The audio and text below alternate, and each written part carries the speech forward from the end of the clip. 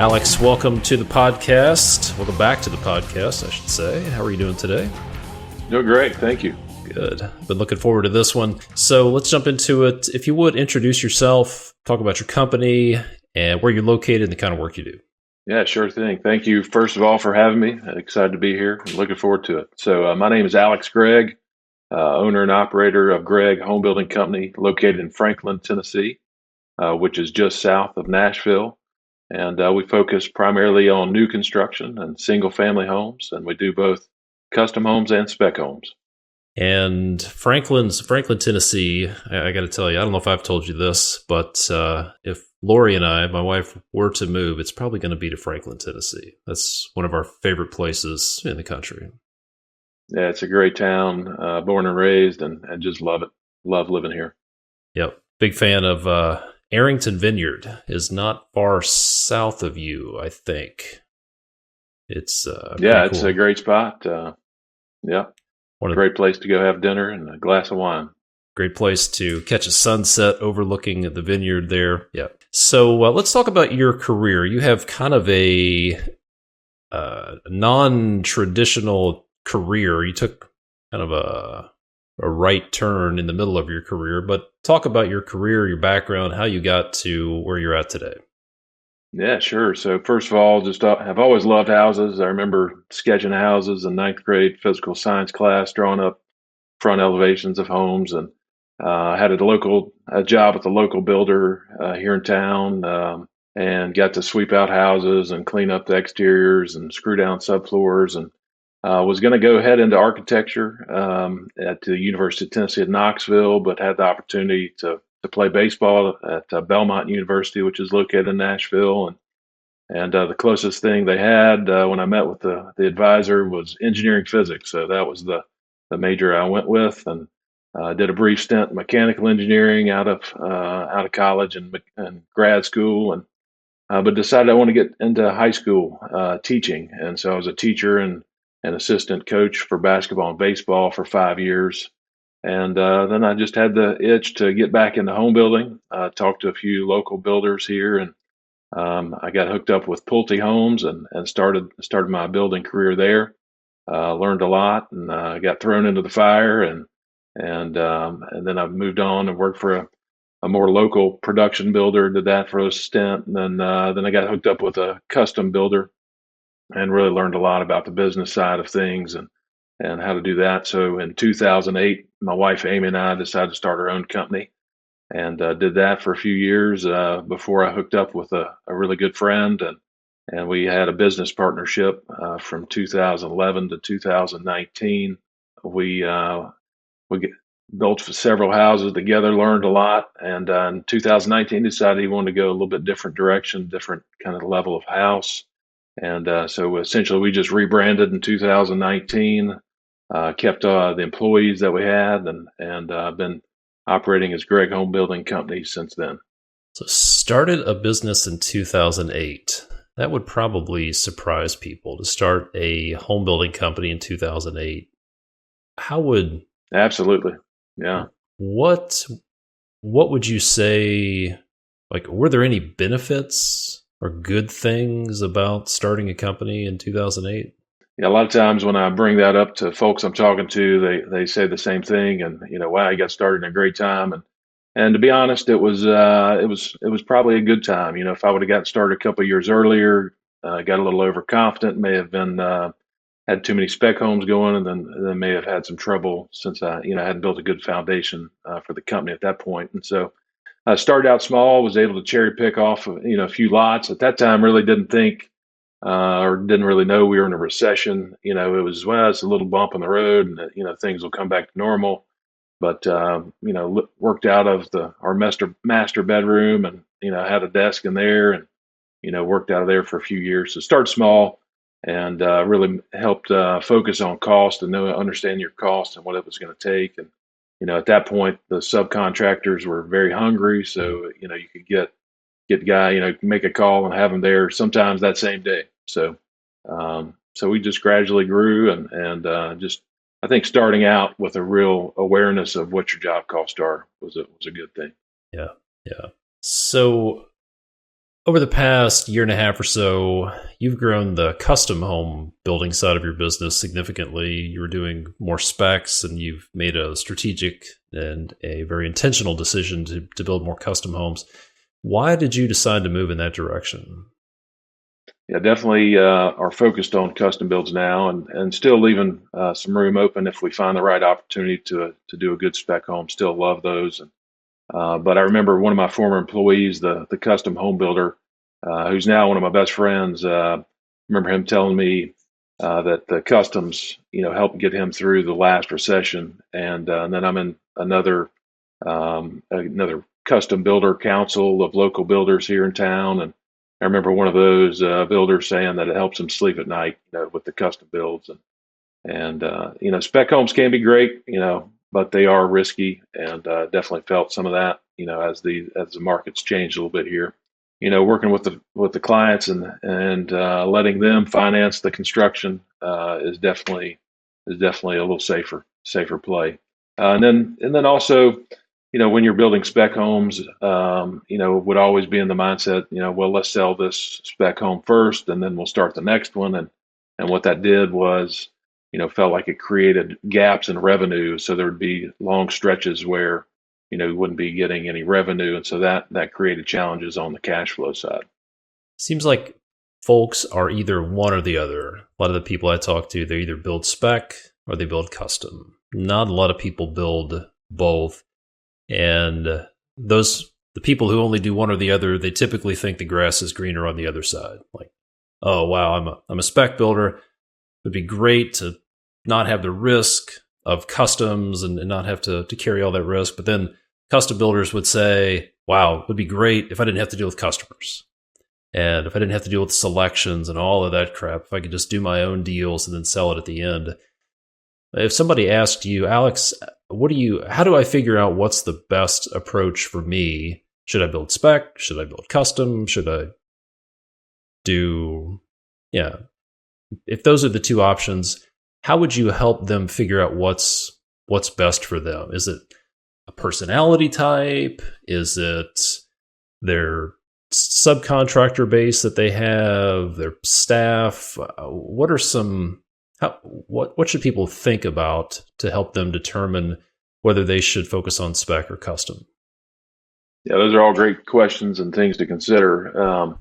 First of all, I think building homes, no matter what the case is, but especially in custom, when you're dealing with a client, custom homes, you have to be patient, and you have to remember that most of the time this is the largest investment that these folks have made, and so it's a very emotional process. So, but I think the approach that I would recommend is that if you can build systems and get those in place to accommodate and help build custom homes, then you apply those same systems to building a spec home, and essentially you're the client when you're building a spec home, and so still need to go through all the same steps. And so again, focusing on the systems, and if you do that, then that's just going to help the custom jobs go a lot smoother.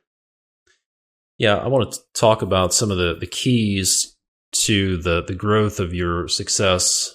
But I think there's this misconception about the custom building process, that it's basically that custom building means the customer has it their own way. They can make selections whenever they want to. They can make as many changes as they want to. And putting any sort of constraints on the customer in a custom build is bad. What do you think about that statement? If somebody said, you know what, these people are investing $2 million, $5 million, we're going to let them do whatever they want, and we're just going to chase them around, and it's like Burger King, it's have it your own way, or have it your way. What would you say to folks who feel like builders, who feel like they need to let their clients have it their way? Well, I would say that there's only a handful of people out there that can go just build anything they want to build, that have the kind of budget and the resources to go do that. And so in my experience, I feel like most people, they don't want to make every single decision because they get decision fatigue. And so they want you, the professional, to help them make decisions. And they don't want to have to go research, all the different types of manufacturers and all the different choices. Just it's overwhelming. And so they want to lean on your experience and your guidance and what you've been doing over the years to figure out what is the best value, what is the best product for the best price that's going to make them happy. And so I feel like, if you can guide them and take some of the decisions off the table for them, that helps them. But then let them focus on the things that they like to look at. So, like light fixtures and cabinets and tile and all those sorts of things. And so I think giving them some guardrails is really a good thing and helps them through that. You use the term decision fatigue. What does that look like? What are the symptoms of decision fatigue with a client? Yeah, so we'll talk a little bit about this in a second, of the pre-construction agreement and how important getting a lot of decisions made on the front end is. But the way I've seen that play out is you make some decisions on the front enough to get started, and then go through the process. And construction is stressful in itself, and then they still have decisions to make at the end. And you talk to customers like, I don't care anymore, just do whatever. And so they get tired of making those decisions, and it is stressful on them, and they do get fatigued and get tired of making those. There's a misconception, I think. I think a lot of people believe, I know a lot of people believe this because they've told me. These are builders who've said things like, in passing, they'll say, well, construction, it's just chaotic. And construction's always chaotic. And there's this belief that construction is always going to be chaotic. It has to be chaotic. What do you think about that? Does construction have to be chaotic and stressful? Well, I think there's always going to be a certain level of stress to it because of, a lot of times the customers haven't been through this, and the unknown can be sometimes stressful. But I think you can build systems and process and into the way you do things, and that's going to make it that journey, that they're going to enjoy that and they're going to love, doing that. And I remember when I first got started, or even before I got started, hearing people say that, they built a home and they never want to do that again. It was just the worst experience. And that has always kind of motivated me to make sure that the process is good, and that they can enjoy that, because it can be a great thing to see, the house, start getting framed up, and then the drywall go on, and it's just exciting to see those sorts of things. So if you can really build those processes and make the journey a good one, that can be an enjoyable experience, and hopefully they'll come back and want to build with you on the second house or the third house. Yeah, definitely. So you've been very strategic and intentional about growing the custom build side of your business over the past year and a half. What would you say have been some of the keys to success? What has worked well for you in growing the custom building side of your business? Yeah, I would say, first of all, planning ahead is huge when you're building a house. And so we've implemented a pre-construction agreement, and we can talk a little bit more about that. But just getting the customer to buy into the planning ahead, and really helping them make decisions, asking questions that they don't even know to ask, and really trying to get as much information on the front end, and so we can set the build up for a smooth process, and then that leads into nailing the handoff, where we hand off the project to our construction team with as much information as possible to help them just schedule the subs and get the materials there, and they don't have to wait on decisions. And I've always thought that momentum is so huge in construction, and it's like once you lose that momentum, it's hard to get it back. And so just having all that information on the front end is huge. And then another question that I always ask my clients, or prospective clients, before we start working is, what are you looking for in your builder? And one of the top answers is always communication. And so communicating with the client throughout the process is just something you have to do if you want that to go smoothly. So you mentioned a pre-construction agreement. I think we'll talk about this in a few more minutes, but you're talking about getting paid for pre-construction, right? Yeah, absolutely. And that's a concept that you introduced to me years ago, and we started implementing that maybe in 2019. A lot of people, a lot of contractors, want to just get a number so they can get the job and get started, and they don't want to put in more time because they're really not getting paid until they sign a contract, and so kind of flipping that script and like, hey, we're going to invest this time now so we can set up the project. And so that is going to take a lot of time. It's not just going to be a couple hours to figure out what a house is going to cost, especially these days with as many selections and choices and things that people see on Pinterest and House, and so you have to really figure out what the client wants and what they want in their house and what's going to make them happy, and so you got to invest a lot of time in that. So it's hard to do that when you're not getting paid for those services, and so you're really cheating the customer if you're just trying to throw a free estimate at them, and then 75% of the way through construction, they end up $100,000 over budget, and so that nobody wins in that situation. This topic of getting paid for estimates it's probably the only thing I get hate for on the internet. Somebody called me a greedy rich guy talking about getting paid for estimates recently, which is a very emotional topic for a lot of people, getting paid for estimates. So you said you're cheating the customer by giving them a free estimate. How some people would say, whoa, whoa, whoa. I feel like I'd be cheating the customer, getting them to pay me for a free estimate when everybody else is giving estimates away, or I'd be cheating the customer for getting them to pay me for an estimate when everybody else is doing it for free. Why do you feel like you'd be cheating a customer by giving them a free estimate? Well, I've in the past I've lost a few jobs to other guys that have come in lower than us, and I've heard from the customers or through other subcontractors that the jobs have gone terrible and that they've ended up firing their contractors, and it's because they're over budget. They didn't know that this or that was not included or included, and they just didn't really understand what was going to be in the house. And so if you don't put that time in on the front end and don't really help them understand what it's going to cost and what they're going to get, then you're not doing them a favor, and it can turn, and it's such a big investment, it's just not worth it. Yeah. There are a few questions that we talk about asking customers or prospects to get them to see the value in paying for pre-construction, because it's in their best interest. And one of those questions is, hey, have you ever heard of about a project that doubled in price? And another question is, when would you like to know what you're going to get and how much it's going to cost? In the middle of the project or before you even get started? And most sane people would say, you know what, I'd really like to know exactly what I'm going to get before we even get started. Then I'd really love to know how much it's going to cost me before I get started.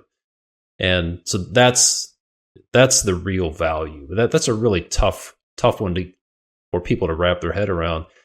What was there one thing that helped get you over the hump to charging for pre-construction, or was it just a no-brainer for you?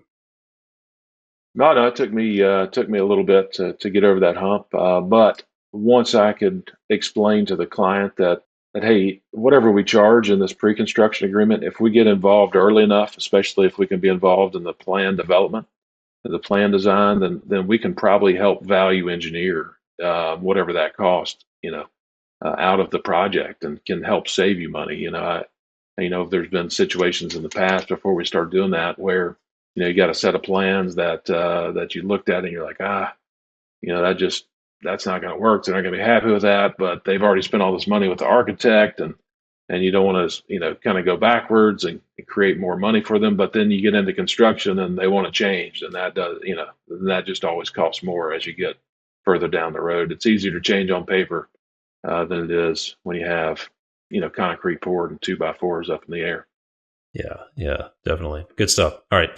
So let's switch gears a little bit. There's a story that I've asked you to tell several times. Can you tell the story about Kent Hooper and how that story has helped you articulate your vision to your team?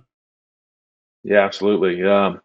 So yeah, I was first of all, just to kind of set that up. We were at a live meetup that you were hosting a couple years ago or a year and a half ago, and the topic of a vision, came up, and I was thinking, sat there for a minute. I remember thinking that I didn't really have one. Just do things right, and everything will take care of itself. And just, hey team, just trust me, and but I remember hearing other guys in that live meetup say, you've got to have a vision. You got to put that on paper. And so I created that vision statement, and I think it's second quarter last year, and ended up presenting that to our team in early May. And we were talking, I think you and I were, before I was going to do that, and you said, do you have, a lot of times it's presenting, sharing a story is the best way to convey the message. And so you asked me if I had a story, and one immediately popped up in my mind. And a couple months prior to that, we were at dinner. Amy and I, my wife, were at dinner with some friends, and I look across the restaurant, and former homeowner Ken Hooper was there with, I guess, with his family, and he got up to walk to the restroom, I think, and he passed by our table. I was like, "Hey, Ken, how you doing?" And stood up and shook his hand, and he immediately gave me a big hug, and looked to to everyone at our table and was like, "Hey, these guys changed our life, and we just love our house, and just yeah, they're great. Their team is great." So, and the interesting thing about that, I mean, we didn't have a perfect process by any means. I remember having a warranty issue with a septic tank. The lid had been cracked, and he got kind of tense even, and but we ended up taking care of that.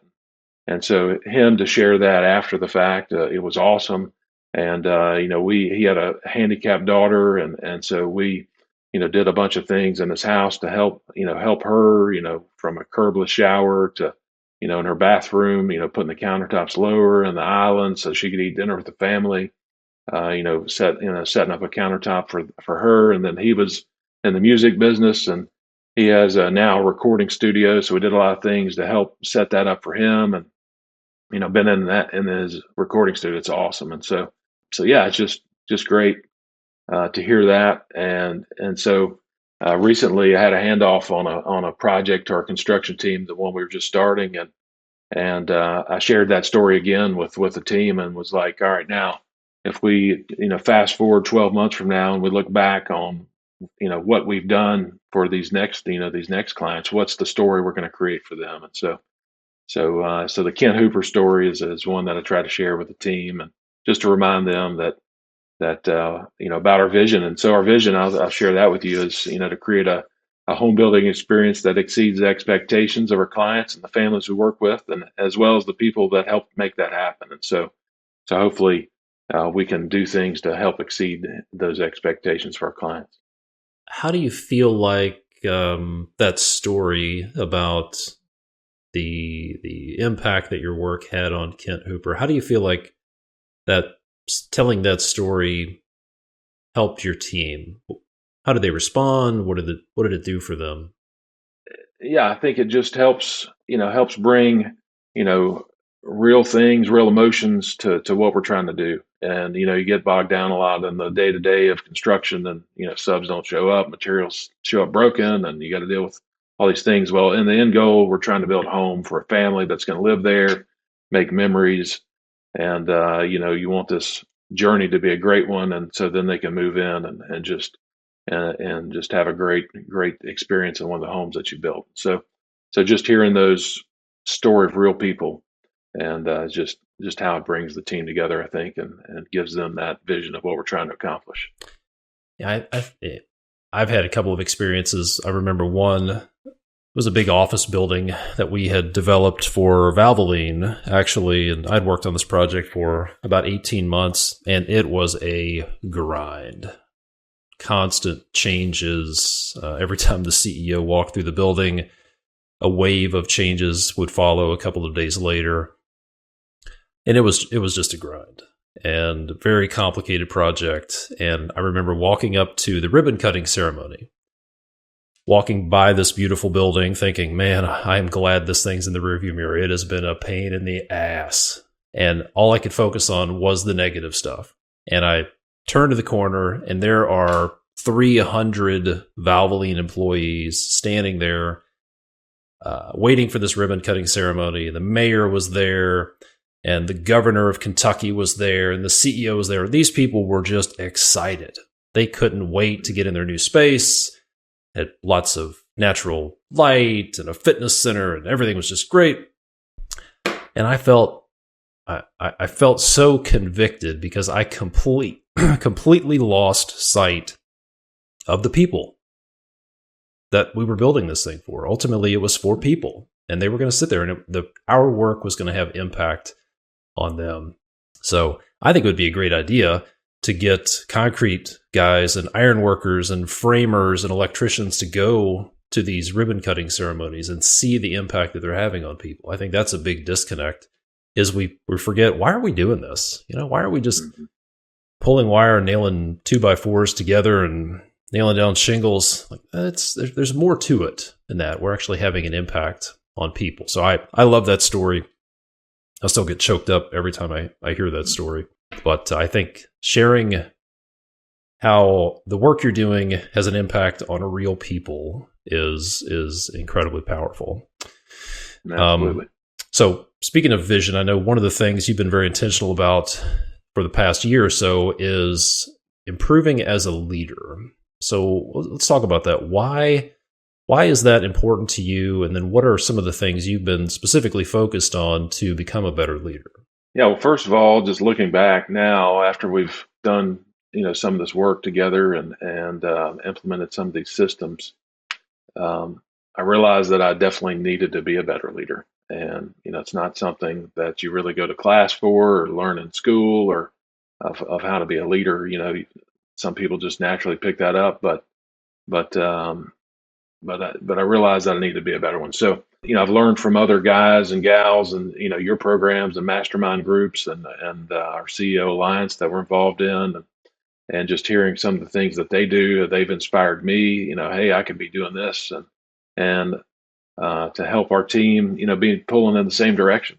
And I do read a lot of books and listen to a lot of podcasts and I've had to develop habits and routines that'll help me become a better leader, and I had to learn how to control my emotions. I remember, before, several years ago, something's not going exactly the way you want it to, you get frustrated or angry or upset, and that just, you don't lead very well from that position. And so, and then another huge thing is you got to be a better listener. You got to learn how to listen and hear what people are actually saying, and not always be focused on what you're thinking or what you want to get done. And so you have to slow down and listen to your teammates. And then one thing that a skill that it is definitely a skill is learning how to delegate. Delegation is hard, and learning how to, a lot of times you just want to say, well, if I want it done right, I got to do it myself. And so that's just the easy way out, I think. And so the better way to do it for long-term success is to learn how to delegate and teach, those that are around you how to do those. And one thing that we've learned is in delegation, as we talk about a lot, is that you want to delegate outcomes. What do you want to happen, and not exactly how to do it. Not the tasks that need to be done. So learn how to delegate is definitely a skill. Share a brief story. A couple weeks ago, we had a pool contractor come to try to get our business, and we're talking to him. I was introducing him to Brad, who's our estimator, and Suzanne, who's our selections coordinator, and Lee who's in charge of our construction team. And so I went around and introduced them, and I'm like, and what do I do? And so I'm here to help them, and so I help these guys do better at their jobs, hopefully, and clear obstacles. And so my job as a leader is to help them succeed. I want to unpack a couple of things. You said that you realized that you needed to be a better leader. What did you see or hear, or what led you to believe that you needed to be a better leader? I always felt like the team was pulling in different directions, and so why was that? And it starts at the top, and it starts with whoever's leading the group.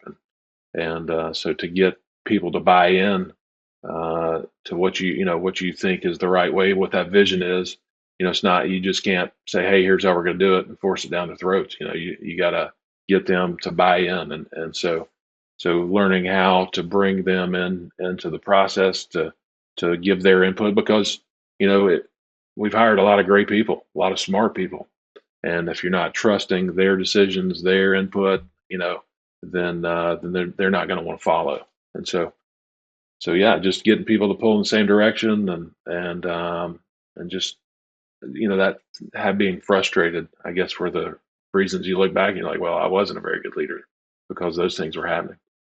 Yeah, I've heard it said that self-awareness is like hugging a porcupine. The closer you get, the more uncomfortable it becomes, and it's real easy to say, my team sucks and these people don't want to work and they don't get it and they're whatever. But when you start looking in the mirror and realizing, all right, if there's a problem, it's probably me. That's pretty uncomfortable. But I think that's the place to start. And ultimately, if you're the leader, it really probably is. It's on you. Even if it's your team, who hired those people? And who trained those people? Yeah, right. And who set the expectations? So I think that's important. You mentioned the importance of delegating outcomes instead of tasks. That may be a little fuzzy for some people. Can you give an example of what delegating tasks might look like versus delegating an outcome?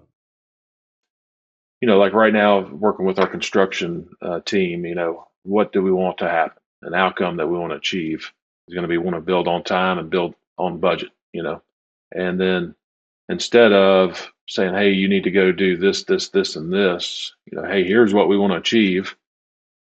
These are the main things we have to focus on, and let them, figure out how to get there. Now, obviously, you want to give them some guidance and some guardrails on how to get there, but keep I think commander's intent is a phrase that comes out of extreme ownership. Just helping the team understand the why behind that. And so if you start with outcome and then let them figure out how to get there. Why does that work? What have you seen from your team when you've delegated outcomes instead of tasks? Well, I would say, again, buy-in is critical. If they're just doing it because they want you to do it, that's why the boss said to do it, they're not going to buy into that. And so if they can understand the why, then they can a lot of times get behind that. And again, with the vision, why are we doing this? To exceed the expectations of our clients. And so if they can buy into that, then they're going to be motivated to go make that, make those things happen. And so buy-in is critical.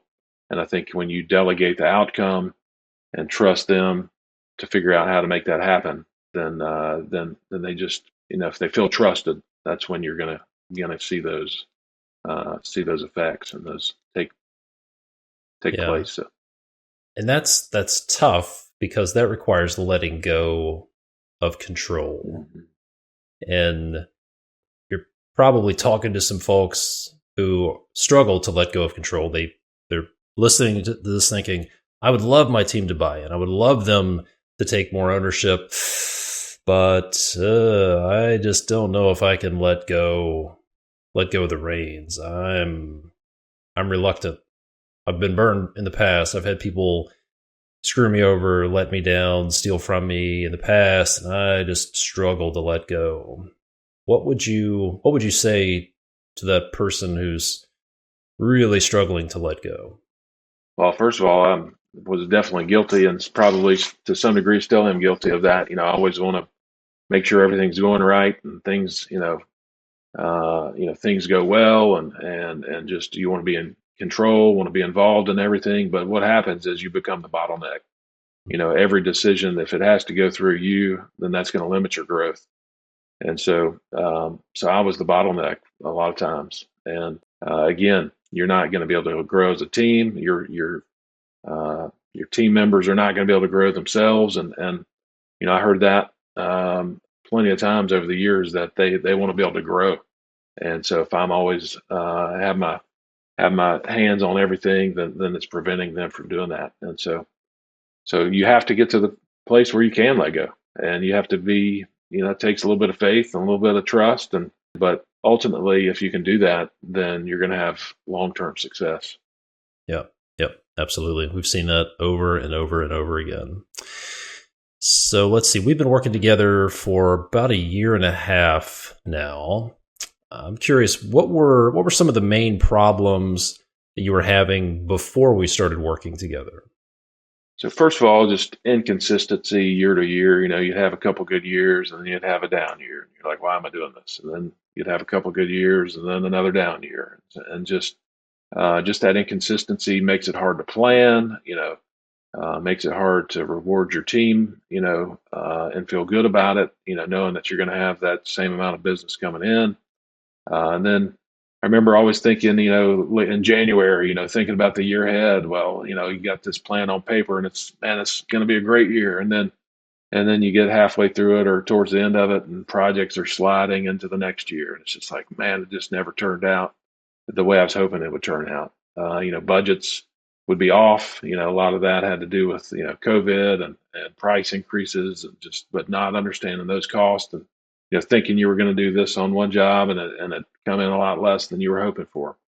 Then again, I think I mentioned it, but the team, always felt like they weren't pulling in the same direction. They weren't getting behind me. And then you had, crash landings on jobs, where you get to the closing and just everything's chaos and everybody's stressed and everybody's miserable. And it's just, they just, you sense that on your team. And then, weekly meetings, want to have a weekly meeting with your team so we could be all on the same page. And you'd often leave there, super frustrated and everybody's mad at each other. And then you're like, well, we don't even need to have meetings. And so you stop having meetings for a couple of weeks. And then you're like, oh, we need to get back together, and because nobody's on the same page anymore. Hey, it's Todd here, and we'll get back to the episode in just a minute. But if you're like most builders and remodelers I talk to, maybe your business feels chaotic. You're working too many hours, you're not making as much money as you should, and it seems like every problem lands in your lap and too much depends on you. That sound familiar? Well, you may be thinking what you need to do is drill a series of 1 inch or 1 1/4 inch diameter holes around the perimeter of your office, insert sticks of dynamite, and blow the whole thing up, and then start over. Well, here's the good news. You're probably just 2 or 3 simple adjustments away from a completely different business. This is what I've found. It's not about working harder. It's not about selling more jobs. You don't need to fire everybody. You don't need to do a complete overhaul. There are not 1,000 things you need to fix, and you don't need dynamites.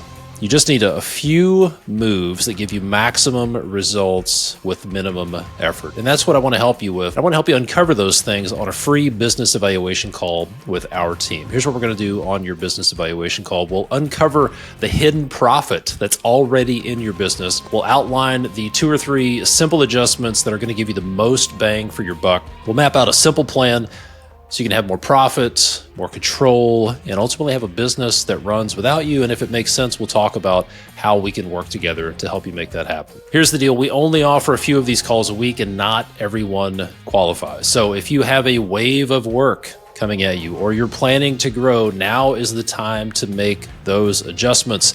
Click the link in the show notes right now to schedule your free business evaluation call.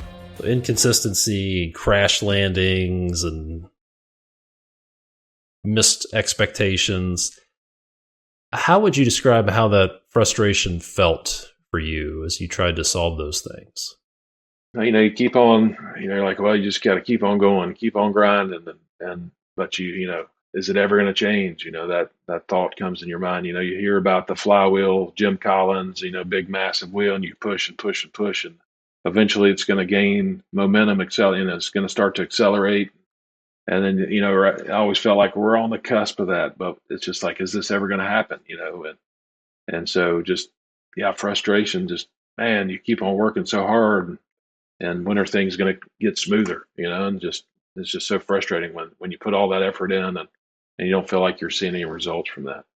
And in a lot of cases, there are some ripple effects when you're frustrated like that. And when you could see it, but you just can't seem to get there. What were some of the ripple effects of that frustration? Well, again, when you operate out of those emotions, frustration, sometimes that turns into being angry, and you don't lead well. I always think I've heard thought recently. When you're playing sports, if you have a free mind, clear mind, and you can go operate and you're not worried or playing out of fear or whatever, they perform the best. Athletes perform their best when they're operating from that zone versus if you're stressed out and you're frustrated or you're not happy with your team, you're just not going to perform at your best level. Yeah, I think some people play to win, then some people play not to lose. And it's the same way in business. What do you think happens when people are playing in business, when they're playing not to lose? They're just trying to avoid mistakes and not go out of business. What happens in that mindset? Well, for me, I would say, every little mistake that happens, every little bill, that comes in that's maybe over budget, you're just focusing on the negative and you're focusing on just what's going wrong. And so you're always, criticizing, the guys that are working for you. And just, again, nobody operates well under those circumstances. And so when you're always nitpicking and just complaining or just unhappy with the way things are going, just because you're focused on every little negative thing that's happening, you have to sometimes embrace those mistakes and say, hey, there's an opportunity where we can grow. Talk about that a little bit. Some people are like, whoa, you're talking crazy now, embracing mistakes as an opportunity to grow. What do you mean by that? Yeah, so I'd say a couple of weeks ago we had something that came up as a mistake. We were supposed to get something done out in the field that didn't happen, and so instead of maybe old ways, I would have gotten mad or upset or come down a little bit harder on somebody about that. It's like, all right, well, that's great that we found this. Let's figure out how we can make sure it never happens again. What do we need to do in our schedule template? What do we need to incorporate into that? How do we build that into the process so it doesn't happen again? So it's a great that we found it, and so how do we eliminate that from happening again? Yep. I like it. So, talk about the point at which you felt like the work you were doing, you put these systems in place, you did all the work, worked on yourself as a leader. Talk about the point where you realized that the work you were doing was actually working. You were actually making progress to solve those problems. I think the first instance was about a year ago. Actually, we hired Suzanne on our team. It was a year ago yesterday. And when I hired her and another superintendent last summer, we had put in a lot of work on, building the foundations, kind of the framework for our company and the accountability chart, putting that vision together, talking about core values and, worked on the client guidebook and so was able to put that in front of those new hires and show them, hey, this is how we operate. And, I heard a lot of times from potential candidates that's refreshing to see, companies that are, somebody that's doing these things. And so like, wow, that kind of helps the cause. And then when they start, you already have kind of a plan in place and they know how to jump in. And then I would say Brad, who's been with me for almost at least 10 years, I think, and he's now moved from the field into the office as an estimator. And sometimes, it takes a minute for Brad to completely buy into something that we're doing. And so I remember, I think it was in January or December of this, 6-8 months ago. And he read the book Traction, which is something that I'd read that you'd recommended. And when I could really feel him pulling in the same direction as me. And so when he's speaking some of the same language, saying some of the same things and saying that to the other teammates, when you got somebody on your side, then it's just like, all right, that's great. And it just gets a lot easier, to get buy-in from the rest of the guys when it's not just me saying it. I know we had a couple of conversations. I spent a couple of days with your team a year and a half ago. I guess it was January, February of 2022. And I remember like this, I'm not sure how bought in some people are with where you're headed. And you said, Don't worry. We're, that's just, it's going to be all right. And you absolutely did. They got bought in, all pulling in the same direction with these changes and these foundations that you put in place. So let's talk about some of the foundations, some of the big changes that you've worked on. It seems like you've put several crucial systems in place in your business over the past year and a half that have contributed to getting you where you're at. So can you talk about the impact of a few of them? And I'll list a few here that we've been working on. Can you talk about the impact of something we've mentioned briefly, getting paid for pre-construction, switching over from the free estimate to the pre-construction services agreement? What has been most impactful for you about that? I think treating that as almost a standalone kind of service, outside of construction, and you're going into the pre-construction phase and planning ahead and getting that job completely ready to go out to the field as much as possible, and investing and feeling good about investing that time, because you are getting paid for that, and you're not just doing it for free, and you're not just doing just enough to get the project started, and then we'll figure out the rest as we go. And so one, just feeling good about investing that time in the project, and putting the effort in to get all the decisions made, to lead the customer through that process and really understand what they want in their house. And there's so many things, so many moving parts that go into a house. You have to spend the time, and then figuring out exactly what that's going to cost. And so now you go into a job and your budgets are very good, and you feel good about those, and you can feel good about moving forward. And so then you get all that work done, and the customers can sit back and enjoy the process. There's fewer selections to be made, there's fewer change orders, and then it goes a lot smoother. Yeah, so we've decided around here at Construction Leading Edge to declare war on free estimates, because it's just those two words, the free estimate, are the root cause of so many problems. So if you're listening to this and you're like, yes, I'd love to get paid for pre-construction, but I have no idea how to do it. I'm a little scared, and I'm afraid lots of bad things are going to happen. They're going to come out with pitchforks. The town will come out with pitchforks and torches if I ever try it. Then we're giving away an entire toolbox full of everything you need to get paid for estimates. So go to constructionleadingedge.com/start, enroll in the free masterclass, and go get yourself paid for estimates. It'll revolutionize your business. So the next one was, you spent a lot of time designing your accountability chart and identifying your core values. What has been most impactful about that for you? Yeah, so the accountability chart, essentially, we've split up into 4 different kind of teams in our overall team, and we've got construction, we've got finance, you got sales, and then kind of added in the pre-construction, just because of that importance. And so really define those lanes and who's in each lane, and really defines who's accountable for what needs to happen.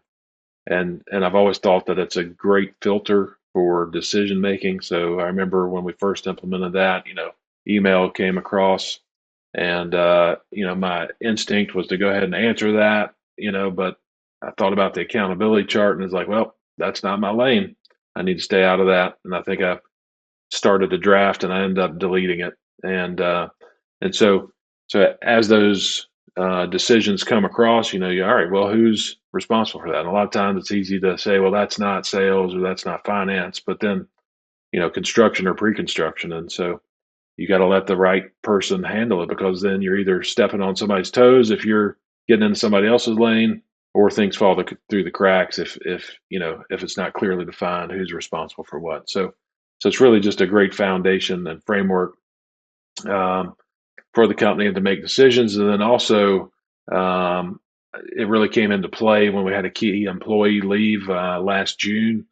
And, within 24 hours, I was able to have a job description ready and out, because we knew exactly what we needed. We knew what roles we needed to be taken care of, and who we needed to go get. And that helped us decide what type of person we need to get, what type of personality fits that role. And so, again, we've hired Suzanne was a year yesterday, and I'm just thankful that she's on our team. She's doing an amazing job, and just excited about what she's doing. Awesome. Yeah, that's a huge one. You've also spent a lot of time on your customer guidebook. Can you talk about what exactly that is and what the impact has been? Yeah, so definitely not sending this guidebook out to clients yet, but what it really did for me was to write down a process.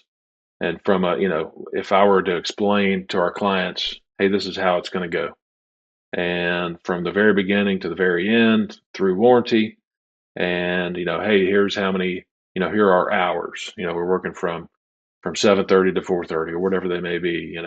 We're going to be using co-construct, to handle all the communication, and just really going through that process of getting what's in my head on paper and writing it down for what that customer journey needs to look like. And then we've been, we pulled from that document that we created last, second quarter, I guess, of last year, and we've taken that verbiage and put it into co-construct and the client notes, but it's just, and then that's another document I gave to our new hires, so when they onboard, that they know what this process looks like. And so just and then one day I'm gonna, create a, maybe a coffee table book, and that's, it's how home building works, and just, write it not in all the jargon of construction people, but so clients can understand that. And then one of the things you spend a lot of time on, which is a big deal around here, is nailing the handoff.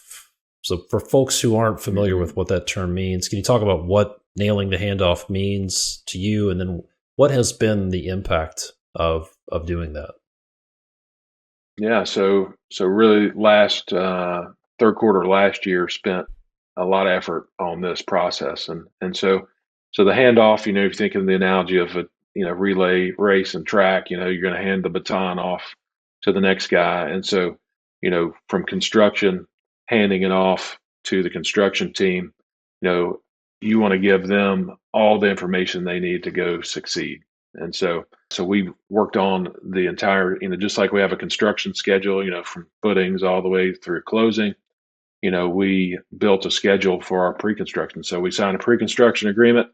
What's the next thing that needs to happen? And then what's the next thing that needs to happen after that? And what's the next thing that needs to happen after that? All the way through signing a construction agreement and then handing the job off to our construction team. We actually have a baton, kind of corny, I guess, that I bought a baton off Amazon and had our logo put on there, and so at every handoff meeting we have that baton out, and just as a symbol that, hey, we're hopefully doing a great job of handing off everything that the construction needs to have, so they go do that. And then it's also a roadmap for our client. We've got it set up so that we can lay out exactly what's going to happen next, because clients always want to know when you're talking to them. All right, so what's next?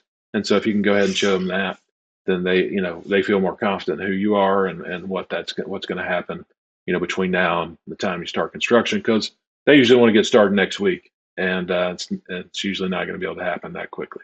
I'm curious, have there been any financial impacts? Like, some people are probably listening to this thinking, that's all sounds great, but what's the upside? What's the business case for nailing the handoff? It seems like a lot of work to do this.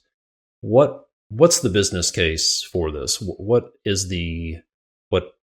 money gets saved? What profit bleeds get eliminated?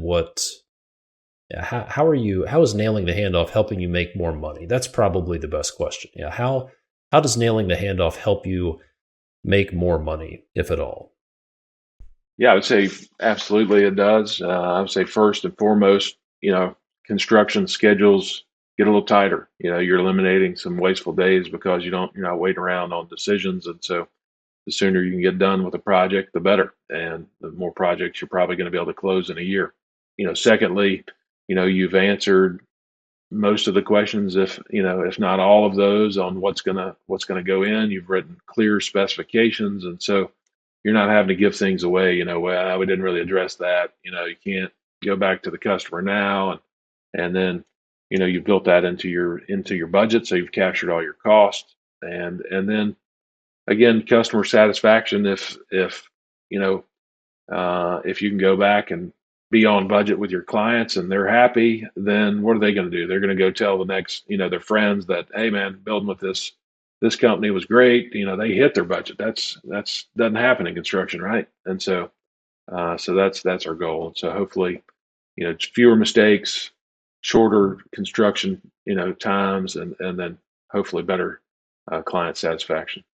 I like an analogy that you used about turning tables, or is that in a restaurant? Can you you can explain that better than me? What does that mean? Yeah, so I was in college. I think I had a job at Planet Hollywood, and as a in that restaurant. And so turning tables is how you make do better as a business. Is you get people in, you get them out, and you get to seat the next customer. And so you turn tables, and so the more tables you turn, the better you're going to do. And so you apply that to building houses or doing remodels, and the more projects that you can get done in a given year, the better you're going to do. And so just being efficient. I mean, I love J. Alexander's. That's a great restaurant. They do a great job of getting you in, getting you out. Customer service is great, food's great, and but that's obviously why they're a successful restaurant. I think there's a misconception, especially for cost plus builders. So like, I'm cost plus, so my time's covered. I can only make so much money. But if you're a cost plus builder, if you have schedule overruns, then you're getting hammered by opportunity costs. And one of the best ways to improve your bottom line is to turn tables faster, finish your projects faster, turn days into dollars at the highest rate possible. And I think that's an opportunity cost that's hitting a lot of people. Let's talk about the CEO schedule and routines. That's something you spend a lot of time on. How has that been impactful for you? You hear the phrase "work on your business, not in your business" a lot. And so end of last year, really focused in on how I was spending my time, as the leader, as the CEO, and being very intentional about blocking out time to work on your business and on your systems. And so I think one phrase that you've talked about is, how is this going to be the last time I ever work on this problem? And so what system can I put in place so we don't have to deal with this, so we don't have to make the same decision over and over and over. And so being intentional with that time, has been super important. Like Mondays are my financial day, and Tuesdays I work with the pre-construction team.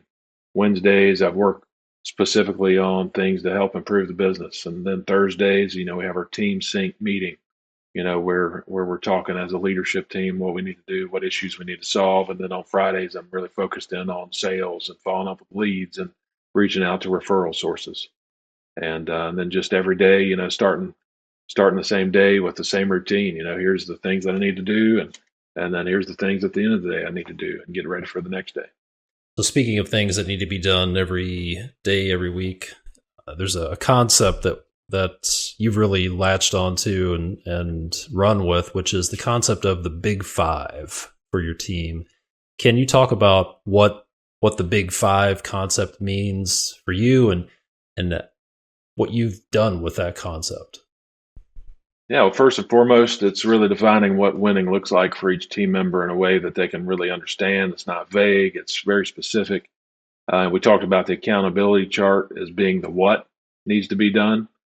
This is the how it needs to be done. And so what are the Big Five daily and weekly activities that each team member can focus on? And if they're doing these things, it's going to set themselves up for success and being able to accomplish the what of the accountability chart. So, all right, superintendent, well, you need to be, taking pictures every day of all the new activity. You need to be posting job logs. You need to be updating your schedule. And every week you need to be communicating with your client. And then every week you need to be, dedicating enough time to your schedule to really plan ahead for the next couple of weeks. And so just being very intentional and very specific on what habits and routines they can develop. And how has that helped your team? How has it helped the business? What results have you seen from the Big Five? concept, if any? Yeah. So one, you're starting to see these things that, where they're, communicating with the clients. And so, if the client knows that they're going to get a weekly email from one of our field guys saying, hey, here's what happened. Here's what we're hoping to happen next week. And here's some things that need to happen on your end, then they're going to call you less during the week. And so that's freeing up time for our field guys, and then it keeps that client very happy. I mean, we just seen so many times that the clients say, wow, we love that. And then another thing that I've recently, just one-on-one meetings with a team member, take them to lunch and, hey, how are you doing on your big five? Hey, are you doing this every week? Yeah, I'm doing that. Well, here's why. We can see it's helping, or, well, maybe I'm not doing that as much as I need to. And so it's really easy to kind of walk through those, and it's not a blame game. It's not, but it's talking about, hey, well, maybe you try this and this will help. And so thinking of what they can do on a daily and weekly basis. It's not like once a year you're doing these things. Well, you should have done this 6 months ago. It's like, no, we're focused in on every week. If you do these things, it's going to help set you up, for success.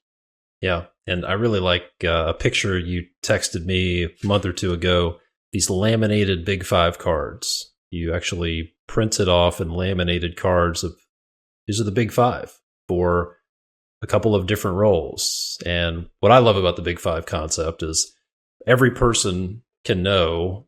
They're wondering, like, what really matters? What does winning look like for me? What are the habits and routines that I can do every day, every week, every 2 weeks that will set me up for success? Then all they have to do is look at their Big Five. It's like, what should I be doing right now to win?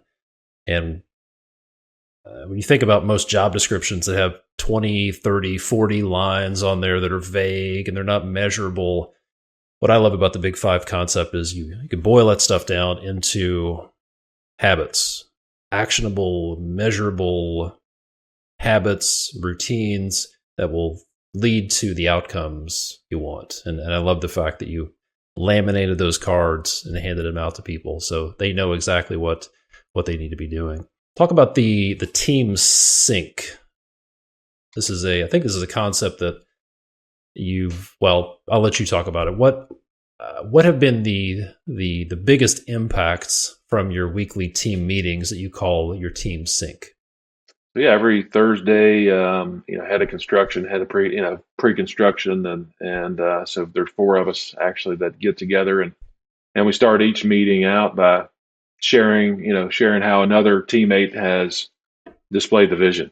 So how has somebody else on the team, exceeded the expectations of a client or another teammate or a trade partner. And so one, somebody goes around and shares something about another teammate. So I think that's a great thing. And then we really try to focus in on, what are our issues and what do we need to solve and how can we do this together? And so just we've gotten in a rhythm and a cadence that's been very productive, and we're leaving there like we feel like we've accomplished some things, and it's not leaving those meetings frustrated with one another, but not to say there's not tense moments or we have disagreements, but learn how to work through those and solving problems is the main objective. And the last system I want to talk about, it's not really a system, more of a strategic initiative, is your network of preferred architects and realtors. Why are you doing that? And talk about how that's what that looks like. Yeah, so I've really try to focus in on realtors and architects because they are a source of referrals of potential projects, and there a lot of times they're talking to people that want to build homes before we do, and if I can connect with them and show them how we operate, show them our pre-construction services, and really bring us to the front of their mind that we're hopefully the custom builder of choice, and so just trying to essentially grow our sales team and bring them as part of our team and treat them that way. And so I've really been trying to focus on that and make those relationships and build those relationships with those folks that are in our industry. I think that's kind of a novel concept for some people. They think, well, I have to do SEO and Google ads and hows and go find people one at a time. But what you're saying is your strategy is go build relationships with people who can refer business and bring business to you. Is that right? Absolutely. And then that's, going to help them as well.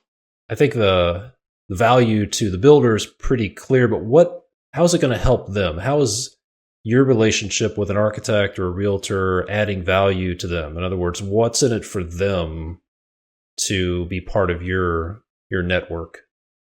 Well, I think in the work that we've done on the pre-construction process, and trying to really just tee it up for the architects, hey, we're going to be the liaison between you and the client. We're going to get all the information and as much information and really make their jobs easier, And so when the architect has that information, they don't have to go back and fix things over and over and over again, and if we can help, link up what it's going to cost to what they're doing and speak the same language that they do, but interact with the customers more, then it makes their job easier. So if they can see the value of what we're doing, and they're going to be like, wow, yeah, you guys need to go see Gregg Homebuilding Company. And then realtors the same way. They want happy clients. They don't want to have to hear from their clients that the process was terrible. And so if they feel comfortable referring us because we do such a great job, then it's going to make their life easier. And again, they get paid on commissions, and architects get paid on contracts to draw plans. So if we can all work together to help do that, then that's a good thing. Yeah, that's a great business development strategy, is build a network of referral partners where it's win-win. I scratch your back, you scratch my back, everybody wins when customers are satisfied. All right, so you've put a bunch of work in over the past year and a half or so. You're getting paid for pre-construction, you've got your accountability chart in place, you're nailing the handoff, got your big five, your CEO schedule, worked on your leadership skills. How's life different for you now after all this work you've done, the systems you've put in place? Well, I think if you're, I feel like I'm usually excited about starting the week off about Mondays. And if you're looking forward to it, I think that's probably a sign that things are going okay. Go home every afternoon and not super stressed. Obviously there's always things I'm thinking about, but I can go home and enjoy my family and then just, feel a great vibe and energy from our team members. I think you can see them enjoying what we're doing and not as stressed out. And so I think all that work is finally, you can see those fruits, in our team members and family life and, just the way I'm feeling. Obviously it's never, home building's a hard business, but most everything you do in life is. And so, but keep that in perspective and just keep on going to work every day and be excited to show up and do it. What have been some of the positive ripple effects of all this work you've done, either on your customers, your team, your family, yourself? My family, definitely has probably appreciated me not always thinking about stressing out about work, so I think that carries over for sure. There I can be more focused on them and when I'm at home and then, like Brad, I mentioned him before, and I think he's working out every morning now. He's going walking every morning. And so seeing him invest some time in himself personally and, is a good thing. And yeah, just people, I just hear, the guys and the gals at our office, liking being here. And so that's just exciting to hear. Yeah. And you were able to take a couple of trips recently, which the idea of getting away from a business the size of yours seems like a dream for a lot of people, like an impossible dream, even to get away for a weekend sometimes without dealing with texts and emails. How do you feel like the work you've done has helped you travel and be able to get away from the business for several days or a week at a time? Yeah, I was fortunate enough to go on a couple trips for my in-laws' 50th wedding anniversary to celebrate that, and I was able to go and enjoy and really think about work very much, and occasional email here or there, but really everything was covered by the guys and Suzanne and everything was taken care of, and so yeah, being able to do that's awesome. I remember first house I ever built back in what '08 maybe. I was on vacation with my family and was out, negotiating a sale of the house on the first one, standing outside of the home we were staying in. And so just, always hard, always here or always felt like it was hard to leave and hard to come back. But now it's a little bit easier. So just with our team members doing what they're doing. Nice, nice. You've been to several live meetups that we've hosted. You're also part of the CEO Alliance. What would you say is the most valuable part for you about being in a group of other like-minded construction business owners? One, we can talk about things that we're dealing with, and we understand what that really means.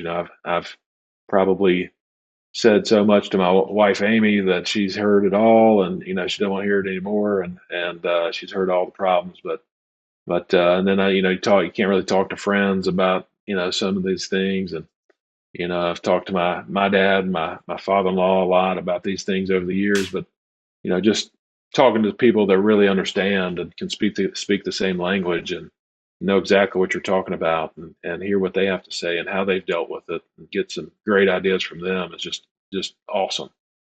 What's the best part about that for you?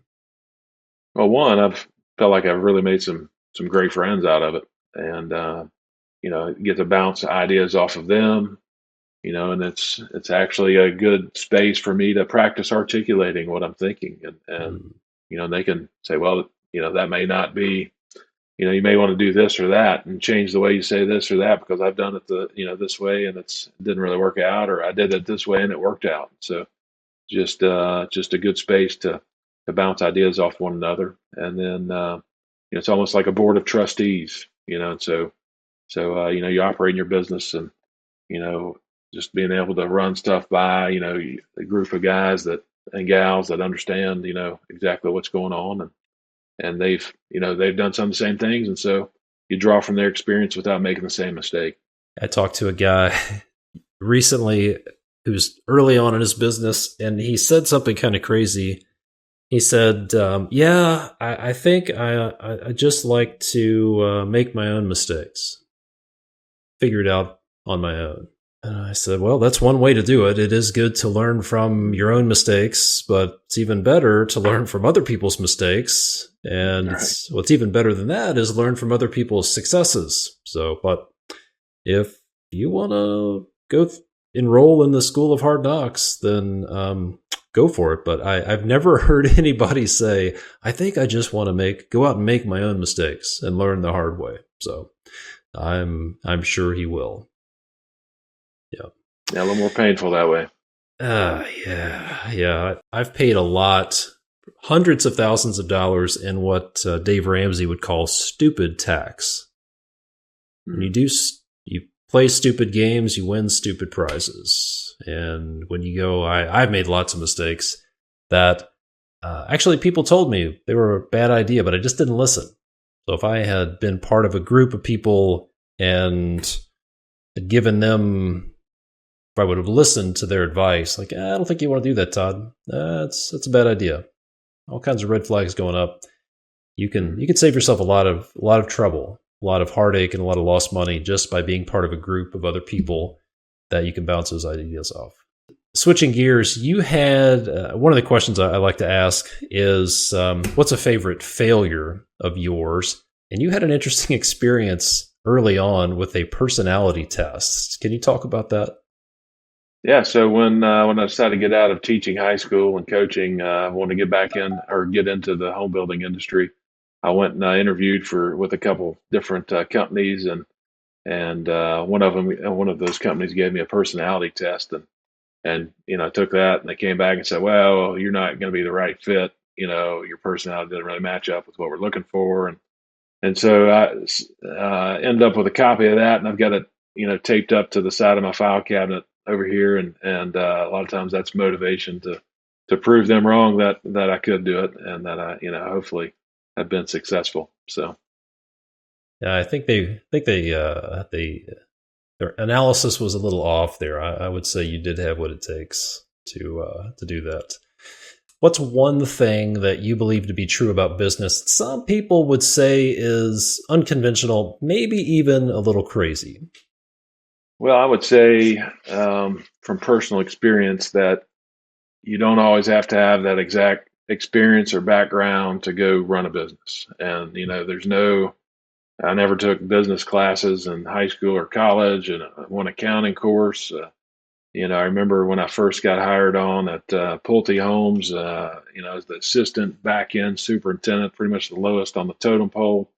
A guy asked me to caulk something, and I'd never even caulked, and I was like, I'm not exactly sure even how to do that, and so kind of embarrassing as a construction guy, but just you don't have to have that experience, and really the leap of faith is the hardest part, to go. If you have the drive and motivation, the desire to go do something on your own, you just gotta go for it, and you can figure it out. You just got to put your head down and learn and get constantly get better.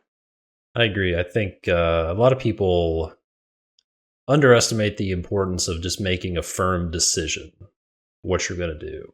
And if you'll make a firm decision, you can make a firm decision and then be persistent, just not quit.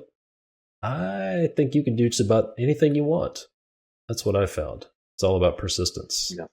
We've mentioned habits and routines a little bit. Can you talk about some of your thoughts on habits and routines and how they have played into the success you've seen over the past couple of years? Yeah. So I just feel like building those habits and those routines and just going to make you more efficient and do things just systematically. You don't have to think through everything every single time. And then it's kind of counterintuitive that, if you have all these habits and routines, that it can be kind of restrictive. It's going to prevent you from doing this, if you have to follow these rules every single time. But what it does is actually kind of freeing. It gives you freedom because you don't have to think about it. You're not wasting your mental energy on what do I need to do. I show up every morning at work, and you start doing the same thing. Doing the same things over, and you're ready to go within a couple minutes. Versus, well, what do I have to do today, and think through that, and get a phone call, and then things have changed already, and so with these habits and routines, it's just set you up for a good day, and then preparing yourself for the next day to get ready to go. Jocko Willink, one of the authors of Extreme Ownership, talks about this concept of discipline equals freedom. Mm-hmm. So it's habits and routines. Well, they feel like constraints. They are constraints, but they give you freedom. So if you want to have more free time, you need to be disciplined with your time. You need to have habits and routines. If you want to have more financial freedom, you need to be disciplined with your money. So it's just a counterintuitive concept. Yeah, good stuff. All right, couple of rapid fire lightning round questions for you. Where's the best place in Franklin or Nashville to eat? Oh, there's so many great places. You got to pick if you one. If you like hot chicken, Hattie B's hot chicken or Prince's hot chicken are pretty good spots there. And then my personal favorite is San Antonio Taco Company on 21st Avenue. And I love that place. Gotcha. Favorite leadership book? I would say Traction by Gino Wickman. Okay. Speaking of books, what's the book you're reading right now? Book I am reading right now would be The Ultimate Sales Machine by Chet Holmes. Machine. Okay. Yeah. What's a band that you like that people might be surprised to find out that you like? My favorite band of all time is Pearl Jam. Pearl Jam. Okay. Mm-hmm. And where's the best place to fly fish? You got to be specific. Which river, which state? South Fork of the Snake River in Idaho. South Fork of the Snake River in Idaho. Very good. That could have been the most valuable stuff right there. I don't know. That's But right. no, I think it was great. Well, Alex, thanks, man. I appreciate you taking the time to be on here. If folks want to connect with you and learn more about you, follow you on the interwebs, maybe even apply for a job someday, see about joining the team, where's the best place or places for them to go? Yeah, first go to our website at gregghomebuilding.com, Gregg. There's 2 G's in there, homebuilding.com. And you can get in contact with us that way, see some of our projects and some of the things we're doing. So, then also for some Instagram's a great place, at Gregg Homebuilding is another great spot to go check out some of our recent work. Yeah. Your Instagram page is beautiful. Very high quality photos, beautiful stuff. Need to thank my wife, Amy, for that. Amy, good job, Amy. All right. Well, thanks, man. This has been great stuff. I appreciate you taking the time to be on here and share. It's been a pleasure working with you, and look forward to continuing to work with you. And folks, go check out Alex's website, follow him on Instagram, and most importantly, take action. Do something with this content. Thanks, Alex. Talk soon. Hey, it's Todd here. Before you go, remember this. If your business feels stuck or chaotic, chances are you're only 2 or 3 simple adjustments away from unlocking more profit, finally getting your life back, and having a business that runs without you. We want to help you identify those adjustments on a free business evaluation call with my team. Click the link in the show notes to book your free call. Remember, calls are limited. Not everybody qualifies. So go book your call, and I'll see you next time.